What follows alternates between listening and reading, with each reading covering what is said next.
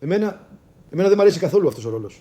Το νιώθεις έτσι, το νιώθεις πως έχει λίγη ντροπή. Ντροπή! Ντροπή! Ποια ντροπή, ρε χαζέ! Εμείς παίζαμε θέατρο τότε που το θέατρο ήταν ταμπού. Ξέρεις τη γυναίκα που έχω τώρα? 3 άλλες πριν από αυτήν τη ζήτησα. Καμιά δεν δέχτηκε. Όλοι μου λέγανε ηθοποιός, άντε παράτα μας, φύγε! Κοίτα, άκου εδώ. Αυτόν τον ρόλο. Στο λέω καθαρά και βάλ το καλά στο μυαλό σου. Θέλεις να γίνεις αληθινός ηθοποιός? Ο ρόλος είναι σαν σακάκι. Αν το πάρεις στο μέτρο σου, σου κάθεται τέλεια. Και όποιος σε δει θα πει: τι ωραίο σακάκι, από πού το πήρες, θέλω κι εγώ ένα. Αν όμως το πάρεις μεγάλο, κρέμεται πάνω σου τα μανίκια μακριά και φαίνεσαι ζητιάνος.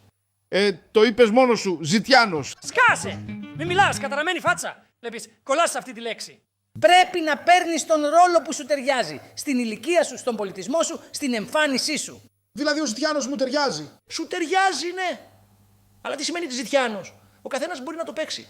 Ακόμα και ένας με πράσινα μάτια μπορεί να παίξει ζητιάνο. Αλλά εσείς σας δίνουν ρόλο ζητιάνου και τι κάνετε? Μαλλί φτιαγμένο μουστακάκι, μουσι της μόδας και θέλετε και το κινητό στο χέρι. Αυτό δεν είναι υποκριτική.